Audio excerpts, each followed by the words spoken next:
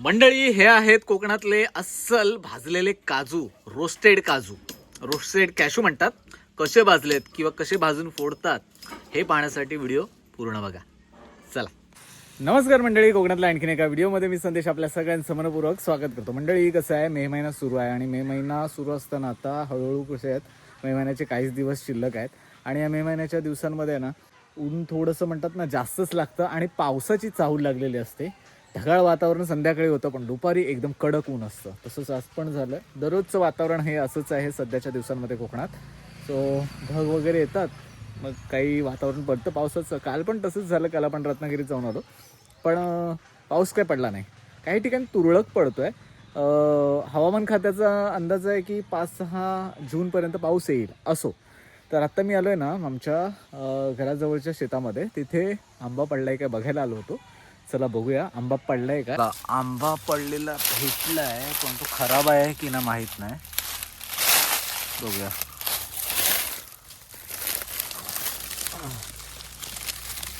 चला, चांगलाय चांगलाय, पिकलेला आंबा भेटलाय. हा, असं जाळीतून आंबा काढावा लागतो. इथे खरं तर साप वगैरे भरपूर आहेत. थोडा मस्त पिकलेला आंबा भेटला आपल्याला. चला, कसं आहे, आंब्याच्या झाडाखाली बघावं लागतं आंबा पडला आहे की नाही किंवा काय. चला मंडळी, आंबा भेटलाय मस्तपैकी. आणि तुम्हाला अजून एक गोष्ट दाखवतो. मधाचं पोळं तर तुम्ही पाहिलं असेल, मधमाशांचं पोळं कसं असतं झाडावरती. पण गावाला एक आहे ना, असं कुठेतरी घराच्या किंवा मग कुठेतरी असं बीळ वगैरे असेल ना छोटंसं, तर तिथे एक मधाचाच प्रकार असतो. तर ते छोट्या माशा असतात, त्याला पोयं म्हणतात आमच्याकडे. ते तुम्हाला दाखवतो. आता हे पोयं आणि त्याच्यात मिळणारा मध हा कोणाकोणाला ठाऊक आहे. जी जुन्या म्हणजे ज्यांचं बालपण कोकणात गेलं आहे त्यांना कदाचित ह्या गोष्टी ठाऊक असतील. पण कधी म्हणतात ना मुंबईत राहणाऱ्या मुलांना ते फारसं माहीत नसेल. आता हे बघा, ह्याला आहे ना आमच्याकडे पोयं म्हणतात. हे बघा, ह्याच्यातून माशा येत आहेत.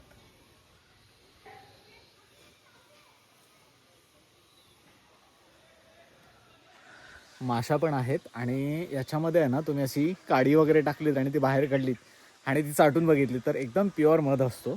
ह्या देखील माशा ज्या आहेत ते मध कलेक्ट करतात आणि त्यांचं घर बघा कसं आहे. याच्याबद्दल कोणाला इन डिटेल माहिती असेल त्याने कमेंट करून सांगा. आमच्याकडे त्या गावठी भाषेत त्याला पोये म्हणतात.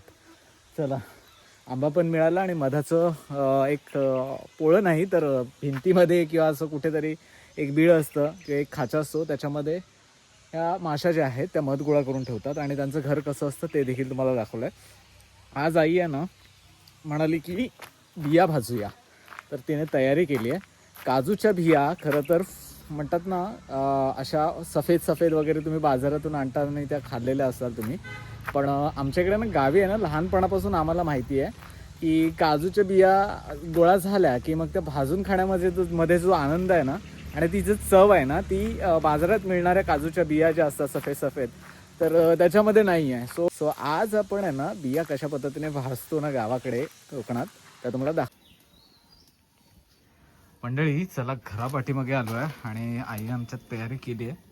नुसतं चुलीमध्ये टाकला आहे आणि वरती पत्रा ठेवला आहे. खरं तर तवा ठेवला असतं पण तव्यामध्ये आहे ना तवा खराब होईल, त्याच्यामुळे नल्यावरती, नला म्हणजे आपला कौला असतं त्याला आम्ही नला म्हणतो, तर नल्यावरती किंवा पत्र्यावरती आम्ही बिया भाजतो. आता खाली विस्तर पेटवला, इकडे बघा कसा धूर येतोय. कधी पण बी उडण्याची शक्यता. आई आमची इकडे बघा आहे. हा, घाबरली. चला थांब, तुला लांब काठी आणून देतो. हे बघा.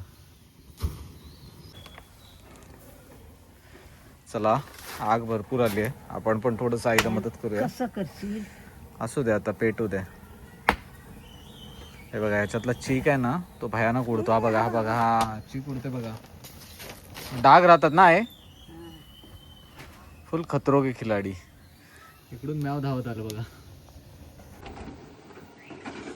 चला, हे बघा अशा बिया भाजल्या जातात.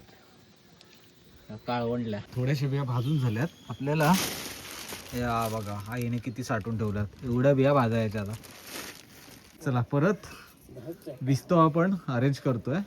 पत्र्याला थोडंसं भोक ठेवायचं, कारण विस्तो वरती आला पाहिजे आणि ते मग बियातून तेल निघालं ना, ते बिया बरोबर त्या म्हणतात ना ज्वलनशील असतात बिया, आणि बियातलं तेल.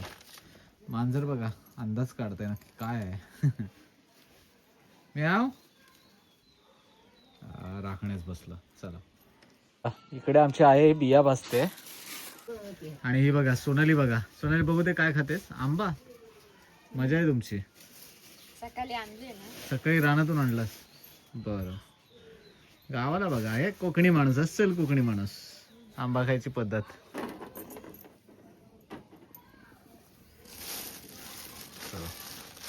त्या बघा आईने किती साठवून ठेवलेल्या बिया होत्या. आहे ते बघ तिकडे उडायला लागलं. खरं तर याच्यामधले आपण आग जास्त दाखवू शकत नाही तुम्हाला, कारण ते मग यूट्यूब गाईडलाईनच्या अगेन्स्ट असतात. त्याच्यामुळे थोडंसंच दाखवूया आपण पेटताना. जबरदस्त. मांजर घाबरली बघा, अशी आग पकडे मंडळी. हे बघा अशी उडते. चला चला, या बियामधून आहे ना निघणारा जो काय असतो ना तेलाचा वास, त्याने ना जनावरं पळतात, म्हणजे सरपटणारे प्राणी वगैरे जवळ येत नाही घराच्या, असं जुनी माणसं सांगायची. चला हे बघा भाजल्यात बिया, अशा उलटायच्या असतात.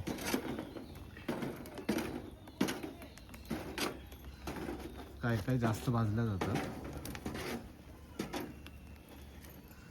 हे बघा. चला अशा आपल्याला एवढ्या बिया भाजायच्यात. खाली पडतात मग हातात ते तापल्या म्हणजे पुढे पुढे घ्यायचं.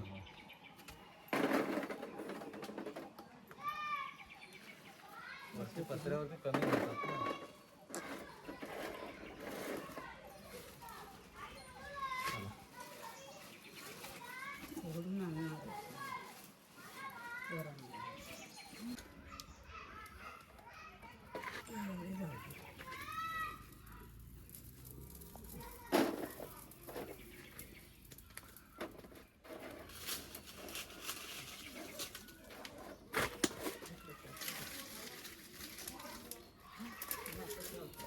थोडासा पाळा पाचूला आणि थोडे लाकडे टाकली आहेत आणि असं पसरवून ठेवलंय. थोडंसं तव्यावर भाजणं कठीण जाते, कारण तवा असा स्लोपी आहे. बघूया आता. दुम, तयारीत राहूया. आहे तिकडून बाजू. हे बघा पेट घेऊ दे, पेट घेतल्यानंतर माहित पडेल. हे बघा तयारी झाली आहे, तयारी झाली आहे. त्याच्यातला जो चीक बाहेर येतो ना तो आग पकडतो, आणि नंतर प्रत्येक बियामधून आहे ना चीक असा बाहेर पडतो. या काजूच्या बियांचा चीक हा खरंच ज्वलनशील असतो, त्याच्यामुळे तो जास्त तीव्रतेने पेट घेतो. असं काय बघा आपल्या एवढ्या बाजून झाल्यात, एवढ्या अजून आहेत. चला, आणि हा पण बघायला आला आहे. काय रे तुझं नाव सांग. विहान आलाय. विहान, विहान आपल्या आपण एकदा पोहायला गेलो होतो ना. हां चला, विहान आमचा भाचा आहे. तो मामाकडे येतो दरवर्षी. तुम्ही पण भाजता ना बिया? भाजल्या? अरे वा. चला, पेट घ्यायला थोडासा वेळ लागतोय.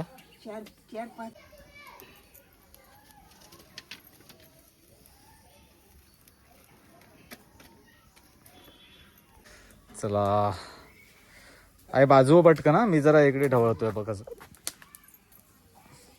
लांब काठी घेतली आहे.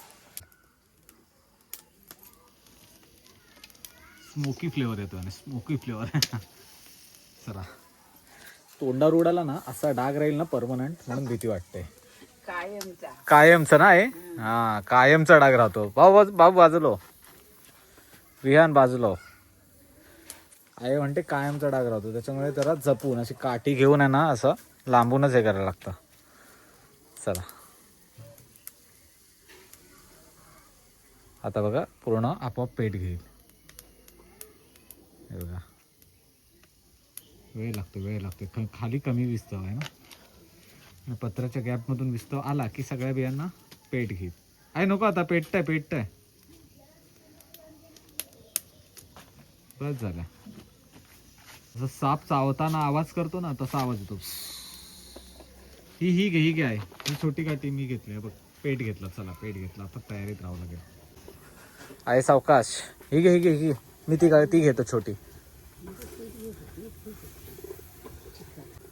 चला मंडळी, बघा जबरदस्त. खायला चांगलं लागतात पण काम डेंजर आहे. तर आपल्या काहीशा बिया भाजून झाल्यात. आपण आता ह्या पटकन तुम्हाला फोडून दाखवूया, कारण तेवढ्या बिया भाजायला गेलो तर पूर्ण संध्याकाळ होईल, रात्र होईल. कारण काळोख पडायला लागला आहे, जवळजवळ 6:15 झालेत.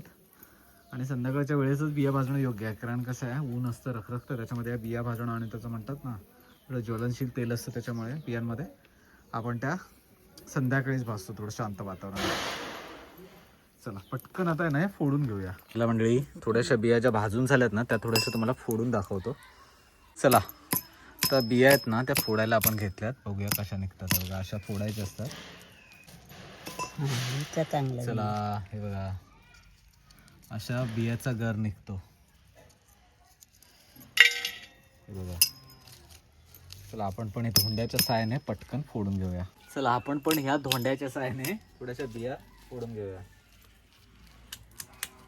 काय करपल्या जास्त.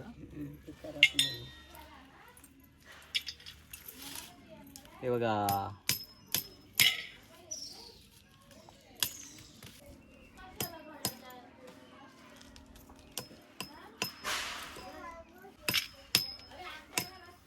चला एवढ्या बिया साचल्यात.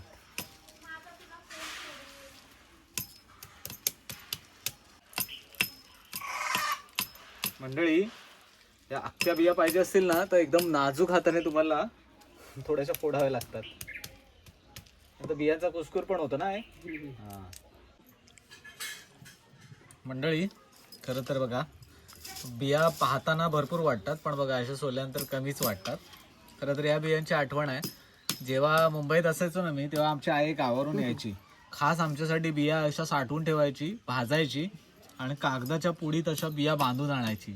आणि त्याची आठवण आज तगायत येते, कारण कामावर किंवा शाळेत जाताना ना आम्ही या बिया घेऊन जायचो खायला. तर ह्या बियाची आहे ना चव काही वेगळीच यायची, जबरदस्त भाजलेल्या बियाची. आणि त्या बाजारात जे असं मिळतं सफेद त्याला ही चव येत नाही. सो गावातल्या गावपणाची चव अनुभवायची आहे तर अशा भाजलेल्या बिया पण खाल्ल्या पाहिजेत. आणि ही खरी अस्सल काजू भाजण्याची किंवा काजूच्या बिया काढण्याची गावाकडची जुनी पद्धत आहे. सो कोणी हे अशा काजूच्या बिया भाजल्यात किंवा याच्या अगोदर काय अनुभव आहे तुमच्या आयुष्यामधला, जुन्या आठवणी असतील तर नक्कीच शेअर करा कमेंटच्या माध्यमातून. बघा असा काजूवर निघतो. आता मी हात काळे आहेत पण मध्येच एक तोंडात टाकून बघतो. एकदा करूनच बघा, त्याशिवाय तुम्हाला अंदाज येणार नाही. पण जरा जपून, लहान मुलांना या जवळ नेऊ नका, कारण अचानक बी उडते आणि ह्या बियांचा चीक जर त्वचेवरती पडला तर डाग जात नाहीत. त्या कापतो ना पण ओल्या बिया त्याचे जातात हाताचे डाग, पण ह्या बियांचे डाग असे उडाले, चीक उडाला तर डाग मात्र जात नाहीत. तेवढी मात्र काळजी घ्या. चला हे उर्वरित पटकन फोडून घेऊया. हे बघा असे काय तुटतात, असे तुकडे होतात पण खायला मजा येते. बघा चला, खाऊ नको आधी, पोरांना वाटणीच येऊ दे. खाऊ नको म्हणते आहे आमची. कुस्कुर खा. कसं आहे, तोंडात टाकण्याची सवय आहे. असं थोडंसं उचलायचं, एक बी तोडतं खायची. चला संपूर्ण सगळ्या बिया आपण आता फोडून घेऊया, नंतर भेटूया. मंडळी, बियाने तर खायला सुरुवात केली आहे. सारा ये तू पण खा. कसे बिया मस्त आहे ना, छान आहे ना. अरे थांब थांब थांब थांब, सालं काढायची राहिली. खाल्लं बियाने असंच, भारी लागतं, जबरदस्त. चला सो मंडळी, गावाकडे तुमच्या देखील घरीच काजूच्या बिया साठवून वगैरे ठेवल्या असतील तर अशा भाजून खायला मात्र विसरू नका. चला, गावाकडची गोड आठवण, मे महिन्यातली गोड आठवण. चला मंडळी, तुर्तासा व्हिडिओ आपण इथेच थांबूया आणि भेटूया कोकणातल्या अशाच आणखीन सुंदर व्हिडिओमध्ये. तोपर्यंत टाटा, यावं कोकण, आपलं जसं काळजी.